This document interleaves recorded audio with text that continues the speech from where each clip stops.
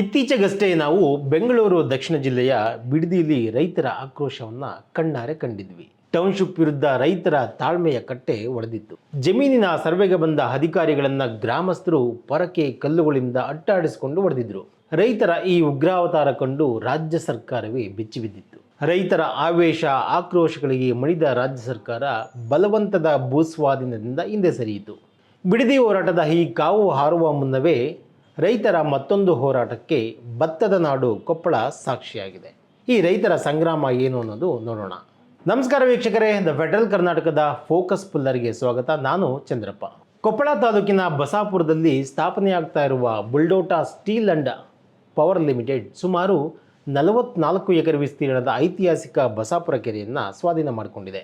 ಕಂಪನಿಯ ಈ ನಡೆಯೇ ಈಗ ರೈತರ ಆಕ್ರೋಶಕ್ಕೆ ಕಾರಣ ಆಗ್ತಾ ಇದೆ. ಉತ್ತರ ಕರ್ನಾಟಕ ಈಗಾಗಲೇ ಮಳೆ ಕೊರತೆಯಿಂದ ಕಂಗಾಲಾಗಿದೆ. ಕುಡಿಯುವ ಹನಿ ನೀರಿಗೂ ಪರದಾಡುತ್ತಿದೆ. ಇಂತಹ ಪರಿಸ್ಥಿತಿಯಲ್ಲಿ ರೈತರು ಮತ್ತು ಜಾನುವಾರುಗಳಿಗೆ ಆಸರೆಯಾಗಿದ್ದ ಬಸಾಪುರ ಕೆರೆಯನ್ನೂ ಸೇರಿಸಿ ಕಾಂಪೌಂಡ್ ನಿರ್ಮಿಸಿದ್ದು ಸಾರ್ವಜನಿಕರ ಪ್ರವೇಶಕ್ಕೂ ನಿರ್ಬಂಧ ಹೇರಲಾಗಿದೆ. ಇದರಿಂದ ಕುಪಿತರಾದ ನೂರಾರು ರೈತರು ಬಲ್ಡೋಟಾ ಕಂಪನಿಯ ಆವರಣಕ್ಕೆ ನುಗ್ಗಿ ಕೈಗೆ ಸಿಕ್ಕ ವಸ್ತುಗಳನ್ನು ಕಾಂಪೌಂಡ್ ಗೋಡೆಯನ್ನು ಒಡೆದು ಹಾಕಿದ್ದಾರೆ. ಬಲ್ಡೋಟಾ ಹಟಾವೋ ಕೊಪ್ಪಳ ಬಚಾವೋ ಎಂಬ ಘೋಷಣೆ ಕೂಗುತ್ತಾ ರೈತರೊಬ್ಬರು ಕೆರೆಗಿದು ಮುಕ್ಕಿ ಎಚ್ಚರಿಕೆಯನ್ನು ರವಾನಿಸಿದ್ದಾರೆ. ಇದು ಕೇವಲ ಒಂದು ಪ್ರತಿಭಟನೆ ಅಂತ ಭಾವಿಸಬೇಕಾಗಿಲ್ಲ. ಬಾಯಾರಿದ ಜಮೀನುಗಳು, ಕಂಗೆಟ್ಟ ರೈತರ ಆಕ್ರೋಶದ ಸ್ಫೋಟ. ಬಿಡದಿಯಲ್ಲಿ, ಆನೆಕಲ್ಲಲ್ಲಿ, ಇಲ್ಲಿ ಜಂಗಮಕೋಟೆಯಲ್ಲಿ, ದೊಡ್ಡಬೆಳವಂಗಲದಲ್ಲಿ ಈ ಥರ ಎಲ್ಲ ಕಡೆ ರೈತರ ಭೂಮಿಯನ್ನು ಅಪಹರಣ ಮಾಡ್ತಾ ಇದೆ. ಅದನ್ನು ನಿಲ್ಲಿಸಬೇಕು. ಅದೇ ರೀತಿಯಲ್ಲಿ ಬಲ್ಡೋಟಾದ ಕಂಪನಿಗಳು ಮಾಡಿರುವಂಥ ಅಕ್ರಮಗಳನ್ನು ಪ್ರಶ್ನಿಸಿ ಅವರ ಮೇಲೆ ದಂಡ ಹಾಕಿ ಕೆರೆಗಳನ್ನು ಇದೇ ಪ್ರಥಮ ಬಾರಿಗೆ ನಾನು ಒಂದು ಕೆರೆಯನ್ನೇ ಖಾಸಗಿಯವರಿಗೆ ಮಾರಾಟ ಮಾಡಿದ್ದಾರೆ, ಗುತ್ತಿಗೆ ಕೊಟ್ಟಿದ್ದಾರೆ. ಆ ಕೆರೆಗೆ ಖಾಸಗಿಯವರು ಬೃಹತ್ ಕಾಂಪೌಂಡ್ ಕಟ್ಟಿದ್ದಾರೆ ಅನ್ನುವಂಥದ್ದು. ಇವೆಲ್ಲ ಪ್ರಜಾಪ್ರಭುತ್ವ ಅಲ್ಲ, ಇದು ಜನರ ಆಡಳಿತ ಅಲ್ಲ, ಇದು ಬರೀ ದುಡ್ಡಿರುವವರ ಆಡಳಿತ, ದುಡ್ಡಿರುವವರ ಸರ್ಕಾರ, ಇದು ಜನರ ಸರ್ಕಾರ ಅಲ್ಲ. ವೀಕ್ಷಕರೇ, ರೈತರ ಈ ಕಿಚ್ಚು ಬರೀ ಕೊಪ್ಪಳಕ್ಕೆ ಮಾತ್ರ ಸೀಮಿತವಾಗಿಲ್ಲ. ರಾಜ್ಯದ ಎಲ್ಲೆಡೆ ಇದೇ ಪರಿಸ್ಥಿತಿ ಎದುರಾಗ್ತಾ ಇದೆ. ಒಂದೆಡೆ ಅತಿಯಾದ ನಗರೀಕರಣ, ಮತ್ತೊಂದೆಡೆ ಕೈಗಾರೀಕರಣದ ಹೆಸರಲ್ಲಿ ಫಲವತ್ತಾದ ಭೂಮಿ, ಕೆರೆಗಳನ್ನು ಆಪೋಷಣೆ ಮಾಡಲಾಗ್ತಾ ಇದೆ. ಕರ್ನಾಟಕದಲ್ಲಿ ಕೈಗಾರಿಕಾ ತ್ಯಾಜ್ಯದಿಂದ ಕೆರೆಗಳು ಕಲುಷಿತಗೊಂಡು ತ್ಯಾಜ್ಯದ ಗುಂಡಿಗಳಾಗಿ ಬದಲಾಗಿವೆ. ಅದರಲ್ಲೂ ಬೆಂಗಳೂರು ನಗರ, ಗ್ರಾಮಾಂತರ ಜಿಲ್ಲೆ, ಕೋಲಾರ ಮತ್ತು ಚಿಕ್ಕಬಳ್ಳಾಪುರ ಜಿಲ್ಲೆಗಳಲ್ಲಿ ಸಮಸ್ಯೆಯಂತೂ ವಿಪರೀತವಾಗಿದೆ. ರಾಸಾಯನಿಕ ಮತ್ತು ಕೊಳಚೆ ನೇರವಾಗಿ ಕೆರೆಗಳನ್ನು ಸೇರ್ತಾ ಇದೆ. ಕೆಲ ಪ್ರಭಾವಗಳಿಂದ ಸರ್ಕಾರಿ ಜಾಗ, ಕೆರೆ ಕೂಡ ಒತ್ತುವರಿಯಾಗ್ತಾ ಇದೆ. ನೀರಾವರಿಗೆ ಆಸರೆಯಾಗಿದ್ದ ಕೆರೆಗಳು ಕ್ರಮೇಣ ಜೀವ ಕಳೆದುಕೊಳ್ತಾ ಇದ್ದಾವೆ. ಇಂತಹ ಕೆರೆಗಳ ಮೂಲಕ ನದಿಗಳು ಕೂಡ ಕಲುಷಿತವಾಗ್ತಾ ಇದ್ದಾವೆ. ಇಷ್ಟೆಲ್ಲ ಸಮಸ್ಯೆಗಳ ನಡುವೆಯೂ ಮೂಡುವ ಒಂದು ಪ್ರಶ್ನೆ ಎಂದರೆ, ನಮಗೆ ಹೂಡಿಕೆ ಬೇಕೋ ಅಥವಾ ಜೀವಿಸಲು ಯೋಗ್ಯವಾದ ಪರಿಸರ ಬೇಕೋ ಎಂಬುದು. ಒಂದು ರಾಜ್ಯದ ಪ್ರಗತಿಗೆ ಅಭಿವೃದ್ಧಿಯ ನೊಗ ಕಟ್ಟಲೇಬೇಕು, ಕೈಗಾರಿಕೆಗಳೂ ಬರಬೇಕು. ಅದೇ ರೀತಿ ಬಲ್ಡೋಟಾ ಕಂಪನಿ ಸುಮಾರು 54,000 ಕೋಟಿಯ ಬೃಹತ್ ಹೂಡಿಕೆ ಮಾಡುತ್ತಿರುವುದು ರಾಜ್ಯದ ಪಾಲಿಗೆ ಆಶಾದಾಯಕ ಬೆಳವಣಿಗೆ. ಆದರೆ ಮಳೆ ಕೊರತೆ, ಸತತ ಬರದಿಂದ ತತ್ತರಿಸಿರುವ ರಾಜ್ಯದಲ್ಲಿ ಜಲಮೂಲಗಳನ್ನು ಆಪೋಷಣ ಮಾಡುವ, ಫಲವತ್ತಾದ ಭೂಮಿಯನ್ನೇ ನುಂಗು ಹಾಕುವ ಯೋಜನೆಗಳು ಬೇಕೇ ಎಂಬುದನ್ನು ಯೋಚಿಸಬೇಕಾಗಿದೆ. KDB ಅವರು ಕೊಪ್ಪಳದಲ್ಲಿರುವಂಥ ಬಲ್ಡೋಟಾ ಕಂಪನಿಗೆ 45 ಎಕರೆ, 44 ಎಕರೆ 35 ಗುಂಟೆ ಅಂದರೆ ಸುಮಾರು 45 ಎಕರೆಯಷ್ಟು ಕೆರೆಯನ್ನು ಅವರಿಗೆ 33 ಲಕ್ಷಕ್ಕೆ ಲೀಸು ಕೊಟ್ಟಿದ್ದಾರೆ. ಆ ಕೆರೆಯನ್ನು ನಿಬಂಧನೆಗಳು ಹಾಕಿದ್ದಾರೆ. ಆ ಕೆರೆಯನ್ನು ಮೂಲ ಸ್ವರೂಪದಲ್ಲಿ ಉಳಿಸ್ಕೊಳ್ಬೇಕು, ಕೆರೆಗೆ ನೀರು ಬರೋದನ್ನು ತಡಿಬಾರದು, ಮತ್ತು ನೀರು ಹೊರ ಹೋಗೋದನ್ನು ತಡಿಬಾರದು. ಅದೇ ಜೊತೆಗೆ ಕೆರೆಯನ್ನು ಬಳಸುವ ಸ್ಥಳೀಯರೇನು, ಯಾಕಂದರೆ ಸಾರ್ವಜನಿಕ ಸ್ವತ್ತದು, ಅದಕ್ಕೆ ಅವಕಾಶ ಇರಬೇಕು ಅಂತ. ಆದರೆ ಬಲ್ಡೋಟಾ ಅನ್ನುವಂತಹ ಒಂದು ಕಾರ್ಪೊರೇಟ್ ಕಂಪನಿ, ಭ್ರಷ್ಟ ಲಾಭಕೋರ ಕಂಪನಿ, ಇಡೀ ಕೆರೆಯ ಸುತ್ತಮುತ್ತ ದೊಡ್ಡ ಮಟ್ಟದಲ್ಲಿ ಕಾಂಕ್ರೀಟ್ ಗೋಡೆಗಳನ್ನ ಎಬ್ಬಿಸಿ ಕಾಂಪೌಂಡ್ ಕಟ್ಕೊಂಡಿದೆ. ಅಲ್ಲಿನ ರೈತರಿಗೆ, ಬಸಾಪುರ ಅನ್ನುವಂತಹ ಕೆರೆ ಅದು, ಬಸಾಪುರ ಸುತ್ತಮುತ್ತಲಿನ ಗ್ರಾಮಗಳ ರೈತರು ಹಸು ಮೇಯಿಸೋದಕ್ಕೆ, ದನಕರುಗಳನ್ನ ಹೊಡ್ಕೊಂಡು ಬಂದಾಗ ಅಲ್ಲಿ ಅವರಿಗೆ ನೀರು ಕುಡಿಸೋದಕ್ಕೆ ಜಾಗ ಇಲ್ಲ. ಅದರ ವಿರುದ್ಧವಾಗಿ ವರ್ಷಾನುಗಟ್ಟಲೆ ಹೋರಾಟ ಮಾಡ್ತಾ ಇದ್ರು. ಈ ಸರ್ಕಾರ ಸ್ಪಂದಿಸಿಲ್ಲ. ಕೊಪ್ಪಳದಲ್ಲಿ ಸ್ಥಾಪನೆಯಾಗುತ್ತಿರುವ ಬಲ್ಡೋಟಾ ಕಂಪನಿಯ ಹೂಡಿಕೆಯನ್ನು ನಾವು ನೋಡೋದಾದರೆ 18,000 ಕೋಟಿ ವೆಚ್ಚದಲ್ಲಿ ಸ್ಥಾಪಿಸಲು ಉದ್ದೇಶಿಸಿರುವ ಬೃಹತ್ ಉಕ್ಕು ಕಾರ್ಖಾನೆಯು ವಾರ್ಷಿಕ 3.5 ಮಿಲಿಯನ್ ಟನ್ ಉಕ್ಕು ಉತ್ಪಾದನೆಯ ಸಾಮರ್ಥ್ಯ ಹೊಂದಿದೆ. ಜೊತೆಗೆ 320 ಮೆಗಾವ್ಯಾಟ್ ವಿದ್ಯುತ್ ಉತ್ಪಾದನೆಯ ಸಾಮರ್ಥ್ಯವನ್ನು ಹೊಂದಿದೆ. ಇದಲ್ಲದೆ ಝೀರೋ ಲಿಕ್ವಿಡ್ ಡಿಸ್ಚಾರ್ಜ್ ತಂತ್ರಜ್ಞಾನದೊಂದಿಗೆ ಕಲ್ಯಾಣ ಕರ್ನಾಟಕದ ಆರ್ಥಿಕ ಚಿತ್ರಣವನ್ನೇ ಬದಲಿಸುವ ಆಶಾಭಾವನೆ ಹೊಂದಿದೆ. ಪ್ರಸ್ತುತ ನಗರೀಕರಣ ಹಾಗೂ ಕೈಗಾರೀಕರಣದ ವಿಚಾರದಲ್ಲಿ ಕರ್ನಾಟಕ ಬಹಳ ಸೂಕ್ಷ್ಮವಾದ ತಿರುವಿನಲ್ಲಿದೆ. ಇನ್ವೆಸ್ಟ್ ಕರ್ನಾಟಕ ಹೆಸರಲ್ಲಿ ಜಾಗತಿಕ ಹೂಡಿಕೆದಾರರನ್ನು ಆಕರ್ಷಿಸುತ್ತಿರುವ ಸರ್ಕಾರದ ವಿರುದ್ಧ ಈಗ ಅಸ್ತಿತ್ವಕ್ಕಾಗಿ ಹೋರಾಡುತ್ತಿರುವ ರೈತ ಸಮುದಾಯ ಬೀದಿಗೆ ಇಳಿಯುವ ಪರಿಸ್ಥಿತಿ ನಿರ್ಮಾಣ ಆಗಿದೆ. ಸರ್ಕಾರಗಳು ಏನೇ ತಂತ್ರಜ್ಞಾನ ತಂದರೂ ಅದರಿಂದ ಉದ್ಯೋಗ ಸೃಷ್ಟಿಯಾಗಬಹುದೇ ವಿನಃ ಕುಡಿಯಲು ನೀರು, ಆಹಾರ ಕೊಡಲು ಸಾಧ್ಯವಿಲ್ಲ.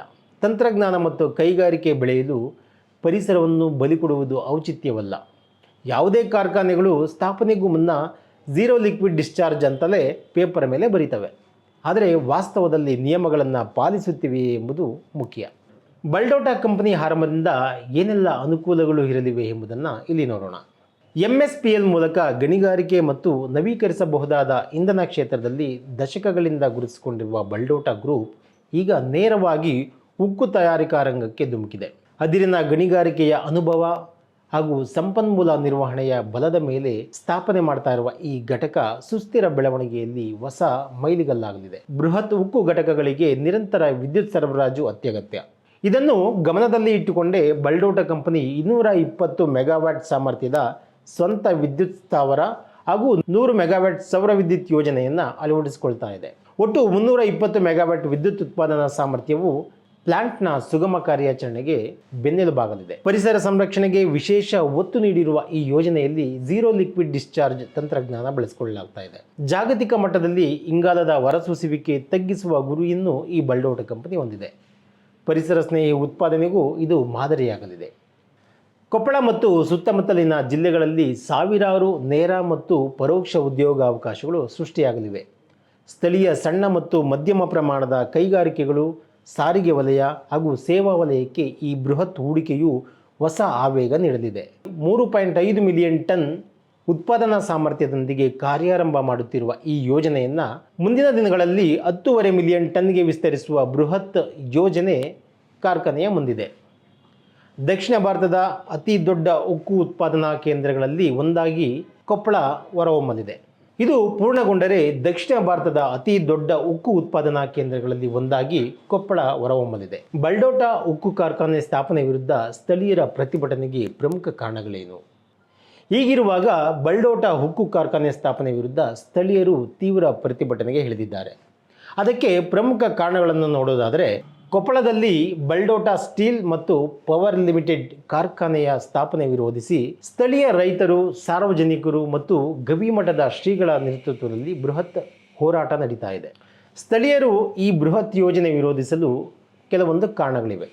ಅದರಲ್ಲಿ ಒಂದು ತೀವ್ರ ಪರಿಸರ ಮತ್ತು ವಾಯು ಮಾಲಿನ್ಯ. ಕಾರ್ಖಾನೆಯಿಂದ ಹೊರಬರುವ ತೀವ್ರ ಮಾಲಿನ್ಯ, ಕಪ್ಪು ಹೊಗೆ ಹಾಗೂ ಕೈಗಾರಿಕಾ ಧೂಳಿನಿಂದಾಗಿ ಸುತ್ತಮುತ್ತಲಿನ ಗ್ರಾಮಗಳಾದ ಹಲವರ್ತಿ, ಹಿರೇಬಗನಾಳ್, ಬಸಾಪುರ ಸೇರಿ ಹಲವು ಗ್ರಾಮಗಳ ವಾತಾವರಣ ಸಂಪೂರ್ಣ ಕಲುಷಿತಗೊಳ್ಳುತ್ತದೆ. ರಾಜ್ಯದಲ್ಲಿ ರೈತರ ಆಕ್ರೋಶ ಭುಗಿಲೆದ್ದಿದೆ. ಒಂದು ಕಡೆ ಬಿಡದಿಯಲ್ಲಿ ಟೌನ್ಶಿಪ್ ನಿರ್ಮಾಣ ವಿರೋಧಿಸಿ ರೈತರು ಬೀದಿಗಿಳಿದು ತೀವ್ರ ಹೋರಾಟ ನಡೆಸ್ತಾ ಇದ್ರೆ, ಇನ್ನೊಂದೆಡೆ ಕೊಪ್ಪಳದಲ್ಲೂ ರೈತರು ಆಕ್ರೋಶ ವ್ಯಕ್ತಪಡಿಸಿದ್ದಾರೆ. ಯಾಕಂದರೆ ಅಲ್ಲಿ ಬಲ್ಡೋಟ ಕಂಪನಿ ವಿರುದ್ಧ ರೈತರು ಸಿಡಿದಿದ್ದಾರೆ. ಬಲ್ಡೋಟ ಕಂಪನಿಯಿಂದ ವಾಯು ಮಾಲಿನ್ಯ ಹೆಚ್ಚಾಗ್ತಾ ಇದೆ. ಇದರಿಂದ ಜನರಿಗೆ ಸಾಕಷ್ಟು ಆರೋಗ್ಯಕ್ಕೆ ಹಾನಿಕಾರಕ ಆಗ್ತಾ ಇದೆ. ಹೀಗಾಗಿ ಈ ಕಂಪ್ನಿನ ಮುಚ್ಚಬೇಕು ಅಂತ ಹೇಳಿ ರೈತರೆಲ್ಲ ಬೀದಿಗಿಳಿದು ಹೋರಾಟ ಮಾಡಿದ್ದಾರೆ. ಅದರಲ್ಲೂ ಕಂಪನಿಯ ಗೇಟನ್ನು ಮುರಿದು ಒಳನುಗ್ಗುವ ಪ್ರಯತ್ನವನ್ನು ಮಾಡಿದ್ದಾರೆ. ರೈತರ ಆಕ್ರೋಶ ತೀವ್ರಗೊಂಡಂತೆ ಪೊಲೀಸರು ಸಹ ನಿಸ್ಸಹಾಯಕರಾಗಿದ್ದರು. ಇದಲ್ಲದೆ ಕಪ್ಪು ಧೂಳು ಕೃಷಿ ಭೂಮಿ ಹಾಗೂ ಬೆಳೆಗಳ ಮೇಲೆ ಶೇಖರಣೆಯಾಗಿ ಫಸಲು ಸಂಪೂರ್ಣ ನೆಲಕಚ್ಚಲಿದೆ. ರೈತರು ತಮ್ಮ ಒಣಗಿದ ಬೆಳೆಗಳನ್ನು ಎತ್ತಿನ ಬಂಡಿಗಳಲ್ಲಿ ತಂದು ಪ್ರತಿಭಟಿಸುವ ಮೂಲಕ ಆಕ್ರೋಶ ಕೂಡ ಹೊರಹಾಕಿದ್ದಾರೆ. ಇನ್ನು ಎರಡನೇ ಕಾರಣ ನೋಡೋದಾದರೆ, ಬಸಾಪುರ ಕೆರೆಯ ಒತ್ತುವರಿ. ಕಾರ್ಖಾನೆಯ ಆವರಣದಲ್ಲಿ ಸುಮಾರು 44 ಎಕರೆ ವಿಸ್ತೀರ್ಣದ ಐತಿಹಾಸಿಕ ಬಸಾಪುರ ಕೆರೆಯು ಸೇರಿದೆ. ಈ ಕೆರೆಯನ್ನು ಸಾರ್ವಜನಿಕರು, ರೈತರು ಮತ್ತು ಜಾನುವಾರುಗಳ ಬಳಕೆಗೆ ಮುಕ್ತಗೊಳಿಸಬೇಕು ಎಂಬುದು ಸ್ಥಳೀಯರ ಪ್ರಮುಖ ಬೇಡಿಕೆ. ಇತ್ತೀಚಿನ ಪ್ರತಿಭಟನೆಯಲ್ಲಿ ರೈತರು ಕಾಂಪೌಂಡ್ ಒಡೆದು ಒಳನುಗ್ಗಿ ಕೆರೆಗೆ ಜಿಗಿದು ಪ್ರತಿಭಟಿಸಿದ್ದು ಇದೇ ಕಾರಣಕ್ಕೆ. ಇನ್ನು ಮೂರನೇ ಕಾರಣ ನೋಡೋದಾದರೆ, ಸಾರ್ವಜನಿಕ ಆರೋಗ್ಯದ ಮೇಲೆ ಗಂಭೀರ ಪರಿಣಾಮ. ನಿರಂತರ ಕಲುಷಿತ ಗಾಳಿಯಿಂದಾಗಿ ಸಣ್ಣ ಮಕ್ಕಳು ಮತ್ತು ವೃದ್ಧರಲ್ಲಿ ಆಸ್ತಮಾ, ಕೆಮ್ಮು ಮತ್ತು ಶ್ವಾಸಕೋಶ ಸಂಬಂಧಿ ಕಾಯಿಲೆಗಳು ಹೆಚ್ಚುತ್ತಾ ಇದ್ದಾವೆ. ಸ್ಥಳೀಯರು ಆಕ್ಸಿಜನ್ ಮಾಸ್ಕ್ ಧರಿಸಿ ರ್ಯಾಲಿ ಕೂಡ ಈ ಹಿಂದೆ ನಡೆಸಿದ್ರು. ಈ ಭಾಗದಲ್ಲಿ ಗರ್ಭಪಾತ ಮತ್ತು ಸಂತಾನೋತ್ಪತ್ತಿ ಸಮಸ್ಯೆಗಳು ಕೂಡ ಹೆಚ್ಚುತ್ತಾ ಇದ್ದಾವೆ ಎಂಬುದು ಮಹಿಳೆಯರ ಆರೋಪ. ಅದಕ್ಕಾಗಿಯೇ ಮಹಿಳೆಯರು ಈ ಹಿಂದೆ ಖಾಲಿ ತೊಟ್ಟಿಲು ಹಿಡಿದು ಪ್ರತಿಭಟನೆ ಕೂಡ ನಡೆಸಿದ್ರು. ಇನ್ನು ನಾಲ್ಕನೇ ಕಾರಣ ನೋಡೋದಾದರೆ, ಕುಡಿಯುವ ನೀರು ಮತ್ತು ನೈಸರ್ಗಿಕ ಸಂಪನ್ಮೂಲಗಳ ಕೊರತೆ. ಬೃಹತ್ ಉಕ್ಕು ಉತ್ಪಾದನೆಗೆ ಕೋಟ್ಯಾಂತರ ಲೀಟರ್ ನೀರು ಅಗತ್ಯವಿದೆ. ಇದರಿಂದ ಕೊಪ್ಪಳದಂತಹ ಈಗಾಗಲೇ ಒಣ ಹವೆ ಇರುವ ಪ್ರದೇಶದಲ್ಲಿ ಅಂತರ್ಜಲ ಮಟ್ಟ ಕುಸಿದು ಭವಿಷ್ಯದಲ್ಲಿ ಕುಡಿಯುವ ನೀರು ಮತ್ತು ನೀರಾವರಿಗೆ ತೀವ್ರ ಅಭಾವ ಎದುರಾಗಲಿದೆ ಎಂಬ ಆತಂಕ ಕೂಡ ರೈತರಲ್ಲಿದೆ. ಇನ್ನು ಐದನೇ ಕಾರಣ, ಸ್ಥಳೀಯರಿಗೆ ಸಿಗದ ಉದ್ಯೋಗ. ಭೂಮಿ ಮತ್ತು ಸಂಪನ್ಮೂಲ ಬಳಸಿಕೊಳ್ಳುವ ಕಂಪನಿಯು ಸ್ಥಳೀಯ ಯುವಕರಿಗೆ ಸೂಕ್ತ ತರಬೇತಿ ನೀಡಿ ಕೆಲಸಕ್ಕೆ ತೆಗೆದುಕೊಳ್ತಾ ಇಲ್ಲ. ಕೌಶಲ್ಯ ಇಲ್ಲ ಎಂಬ ಒಂದೇ ಒಂದು ಕಾರಣಕ್ಕೆ ಸ್ಥಳೀಯರನ್ನು ನಿರ್ಲಕ್ಷಿಸಿ ಹೊರ ರಾಜ್ಯದವರಿಗೆ ಮಣೆಯಾಗ್ತಾ ಇದೆ ಎಂಬುದು ಸ್ಥಳೀಯ ಹೋರಾಟಗಾರರ ಆರೋಪ. ಇನ್ನು ನಾವು 6ನೇ ಕಾರಣ ನೋಡೋದಾದರೆ, ಈ ಹಿಂದಿನ ಭರವಸೆ ಈಡೇರಿಸುವಲ್ಲಿ ಸರ್ಕಾರದ ವೈಫಲ್ಯ. ಬಲ್ಡೋಟ ಕಂಪನಿಯು ಮಾಲಿನ್ಯ ನಿಯಂತ್ರಣ ಮಂಡಳಿಯ ನಿಯಮಗಳನ್ನು ಸರಿಯಾಗಿ ಪಾಲಿಸ್ತಾ ಇಲ್ಲ, ಆಧುನಿಕ ಫಿಲ್ಟರ್ಗಳನ್ನು ಅಳವಡಿಸಿಲ್ಲ. ಈಗಿರುವ 3.5 ಮಿಲಿಯನ್ ಟನ್ ಸಾಮರ್ಥ್ಯದಲ್ಲೇ ಇಷ್ಟೊಂದು ಮಾಲಿನ್ಯ ಇರುವಾಗ ಇದನ್ನು 10.5 ಮಿಲಿಯನ್ ಟನ್ಗೆ ವಿಸ್ತರಿಸಿದರೆ ಕೊಪ್ಪಳ ವಾಸಿಸಲು ಯೋಗ್ಯವಲ್ಲದ ಸ್ಮಶಾನವಾಗುತ್ತದೆ ಎಂಬುದು ಅಭಿನವ ಗವಿಸಿದ್ದೇಶ್ವರ ಸ್ವಾಮೀಜಿಯವರ ಆತಂಕವಾಗಿದೆ. ಒಟ್ಟಾರೆ ಕೊಪ್ಪಳದ ಜನರಿಗೆ ಕೈಗಾರಿಕಾ ಅಭಿವೃದ್ಧಿಗಿಂತ ತಮ್ಮ ಆರೋಗ್ಯ, ಕುಡಿಯುವ ನೀರು, ಫಲವತ್ತಾದ ಕೃಷಿ ಭೂಮಿ ಮತ್ತು ಬಸಾಪುರ ಕೆರೆಯ ಸಂರಕ್ಷಣೆ ಮುಖ್ಯವಾಗಿದೆ. ಹೀಗಾಗಿ ಆರ್ಥಿಕ ಪ್ರಗತಿ ಮತ್ತು ಪರಿಸರ ಸಂರಕ್ಷಣೆಯ ನಡುವಿನ ಈ ಸಂಘರ್ಷ ತೀವ್ರ ಸ್ವರೂಪ ಪಡೆದುಕೊಂಡಿದೆ. ವೀಕ್ಷಕರೇ, ಇದಾಗಿತ್ತು ಇವತ್ತಿನ ಫೋಕಸ್ ಪಿಲ್ಲರ್. ನಾಳೆ ಹೊಸ ವಿಷಯದೊಂದಿಗೆ ನಿಮ್ಮ ಮುಂದೆ ಬರ್ತೀವಿ. ಅಲ್ಲಿವರೆಗೆ ದ ಫೆಡರಲ್ ಕರ್ನಾಟಕದ ಯೂಟ್ಯೂಬ್ ನೋಡ್ತಾ ಇರಿ, ಸಬ್ಸ್ಕ್ರೈಬ್ ಮಾಡಿ.